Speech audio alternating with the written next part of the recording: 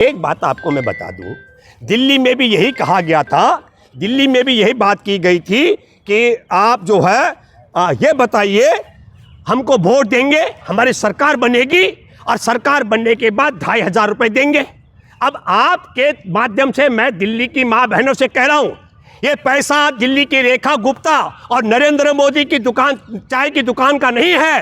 ये पैसा आपका हिस्से का है, 2,500 रुपये महीने के हिसाब से। मैं तो अपील करता हूँ सर, यहाँ पर देने की बात वो कर रहे हैं, लेकिन बंगाल की बात पहले आ रहा हूँ।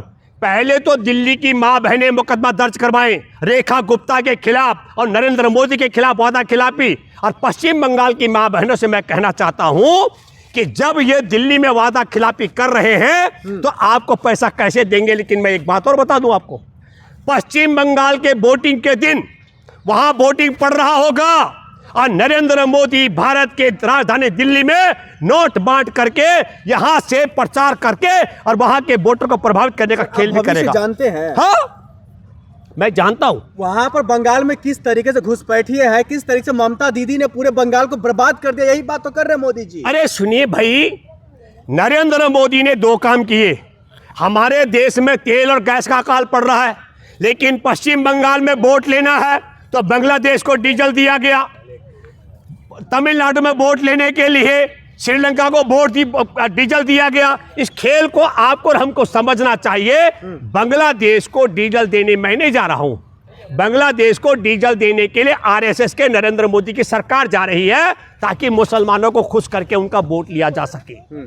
तमिलनाडु में वोट लेने के लिए श्रीलंका में जा करके वोट देने के लिए ताकि लिट्टे के समर्थक खुश हो जाएं और वो कहें कि भैया हमने श्रीलंका को वोट दिया, तो फिर तमिलनाडु के तमिल भी हमें वोट दे सके। ये खेल किया जा रहा है। लेकिन मैं फिर कहना चाहता हूं 3 बातें, फिर आप बीच में समझते नहीं मामले को। एक, मैं दर्शकों से कहना चाहता हूं कि सितंबर 2023 में सर्वसम्मति से महिला आरक्षण का जो कानून बना था, उस कानून में एक प्रावधान शामिल किया गया कि जनगणना के बगैर आपका आरक्षण आपको नहीं मिल सकता है।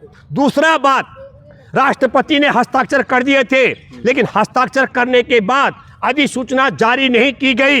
इसको भी मां बहनों को सोचना चाहिए। और तीसरी बात, अधिसूचना की तारीख और बीच में 3 दिन का सत्र बुला करके 16 अप्रैल को अधिसूचना जारी होती है और 16 अप्रैल को ही उस कानून में तब्दीली करने का प्रावधान लाया जाता है। और तब्दीली क्या की जा रही है, कहा जा रहा है अब, अरे भाई तो तुमसे आप सुनिए, दर्शकों को यह भी समझना चाहिए, पूरे विपक्ष ने यह कहा कि कानून में बहुत छोटा सा बदलाव करना है और वो बदलाव ये करना है जो 543 सीटें हमारे लोकसभा की हैं, उनमें से 33% सीटें महिलाओं के लिए आरक्षित करनी है। सारी विपक्ष ने ये कहा हम एक स्वर में इसके लिए तैयार हैं। मोदी सरकार चाहे आज पास कर दे या मोदी सरकार चाहे तो 15 दिन के बाद में इसको संसद में लेकर आए। मोदी जी का जो भाषण था उसमें वो कहते हुए दिखाई दे रहे थे, उस रात की जहां तक की बात है, जो ये लोग नहीं चाहते पश्चिम बंगाल के दूर दराज गांव की महिलाएं संसद तक का सफर तय करें। वो लोग नहीं चाहते जो बिहार के दूर दराज के गांव की महिलाएं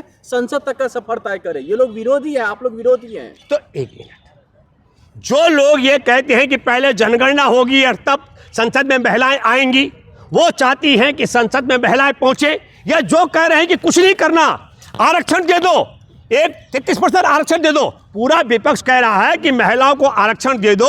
अब वो क्या करें, पहले दोबारा आप सवाल या तो समझ ले रहे हैं। दर्शकों से मैं कहना चाहता हूं 543 सीटें हमारे देश में लोकसभा में हैं। इन 543 सीटों में कोई तब्दीली और जनगणना करने की जरूरत नहीं है। पूरे विपक्ष ने यह कहा है राहुल गांधी की अगुवाई में कि हम 33% आरक्षण देने के लिए तैयार हैं, आप 33% आरक्षण का प्रावधान लेकर आ जाओ। मोदी सरकार ने कहा संसद के अंदर हम किसी भी कीमत में 543 सीट में से एक भी सीट भारत की महिलाओं को नहीं देना चाहते हैं। अब दर्शकों को सोचना चाहिए महिलाओं का दुश्मन कौन है, महिलाओं को आरक्षण न देने वाला कौन है। 2023 में जो कानून बन चुका था उसको अधिसूचना जारी करने में 3 साल तक लटका के रखने वाला पापी कौन है, अपराधी कौन है, ये भी मोदी सरकार है। अब आप बताइए कि आप ही कानून बनाए, सर्वसम्मति से पारित कराए, अब आप कानून जमीन पर आया नहीं और आपने कह दिया हम इसमें बदलाव करने जा रहे हैं। ये खेल समझिए। मैं आपको बताता हूँ और आपके दर्शकों को बताना चाहता हूँ, आरएसएस के 100 साल हो गए। आरएसएस में किसी भी संघ चालक महिला को अधिकारी नहीं बनाया गया, प्रांतीय अधिकारी नहीं बनाया गया। भाजपा और जनसंघ से लेकर भाजपा तक जो पार्टी है, किसी महिला को अधिकारी नहीं बनाया गया, अध्यक्ष नहीं बनाया गया। महिला द्रोही ये लोग हैं। और यही नहीं, एक बात और बता दूं, नरेंद्र मोदी आरएसएस के प्रचारक हैं और मोदी जी का जिस संघ के प्रचारक रहे उसका संघ चालक थे गोलवलकर।